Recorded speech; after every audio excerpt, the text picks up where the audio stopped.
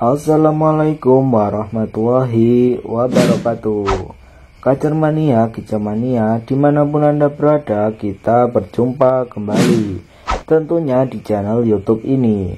Buat teman-teman kicau mania, semoga kalian sehat-sehat saja dan dimudahkan segala urusannya, dimudahkan segala rezekinya. Oke teman-teman, kali ini kita akan membahas tentang perbedaan mendasar antara birahi dan emosi. Sering kita mendengar bahasa overbirahi atau lebih populer disingkat dengan OB untuk seekor kacer. Ini sangat menjadi momok bagi kalangan kicau mania dan sangat susah untuk bisa menetralisir atau mengatasi secara tuntas. Kemudian banyak asumsi berkembang kalau kacer sudah overbirahi, maka solusinya adalah turunkan extra fooding dan mandi malam. Bahkan parahnya ada kicau mania yang sampai memandikan si momongan dengan air es.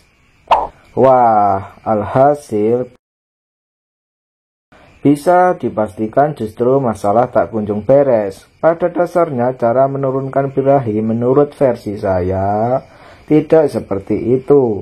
Mari kita kupas hal tersebut dan mari kita kaji berdasarkan pengamatan. Jika Anda memiliki kacer yang ditangkar, cobalah Anda keluarkan burung yang sudah ditangkar tersebut di posisi masa kawin. Dan coba pindahkan pada kandang harian, lalu kemudian di-track dengan burung yang biasa dilombakan.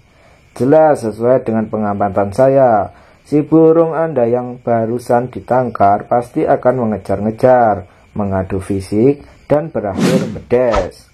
Tapi sebaliknya, burung yang biasa dilombakan justru akan menari-nari dan melantunkan lagu-lagu indahnya. Sebab burung-burung tersebut memiliki birahi namun lebih besar porsi emosinya. Sedangkan burung yang ditangkar akan memiliki birahi besar tapi nol emosinya. Menurut saya ini terjadi karena cara rawatannya yang berbeda antara kacer tangkaran dan kacer lombaan. Pada kacer yang ditangkar, biasanya rawatan standarnya adalah extra fooding dijor, mandi dijor, tapi penjemuran tidak sama sekali. Itulah yang menurut saya menjadi penyebab birahi besar tapi emosi nol. Sementara di sisi lain, burung yang memang disetting untuk keperluan lapangan jelas dirawat dengan pemberian extra fooding dengan takaran tertentu. Mandi juga ada jadwalnya tertentu. Dan jemur pun demikian. Nah, dari sini kita bisa ambil sebuah kesimpulan bahwa kalau kacer sedang overbirahi, maka cara penanganannya memang harus pas dan terukur. Jadi bagaimana mengatasi overbirahi pada burung kacer? Jika sudah jelas kacer kita overbirahi, maka yang harus segera kita lakukan adalah pemangkasan extra fooding sebanyak 50% dari settingan biasanya. Kemudian mandi dihilangkan sementara. Lalu jemur di gaspol. Kemudian akan selalu muncul pertanyaan, kenapa extra fooding harus dipangkas? Maka jawabannya jelas, agar si kacer bisa menaikkan suhu tubuhnya. Dan harapan kita dengan naiknya suhu tubuh si kacer, maka otomatis birahi yang berlebihan akan berbalik menjadi emosi. Pertanyaan lain yang akrab muncul selanjutnya adalah, kenapa jemur harus ditambah? Untuk pertanyaan ini pun jawabannya jelas, karena si kacer yang sedang overbirahi berat suhu tubuh pasti di bawah 35 derajat, yang tidak akan ideal sama sekali kondisinya untuk bertarung. Selanjutnya pasti akan muncul pula pertanyaan, kenapa malah tidak dimandikan? Untuk hal ini saya berpendapat bahwa mandi itu hanya akan membuat semakin parah kondisi si kacer. Karena overbirahi terjadi hanya karena suhu tubuh yang merosot pada kacer yang akan dilombakan.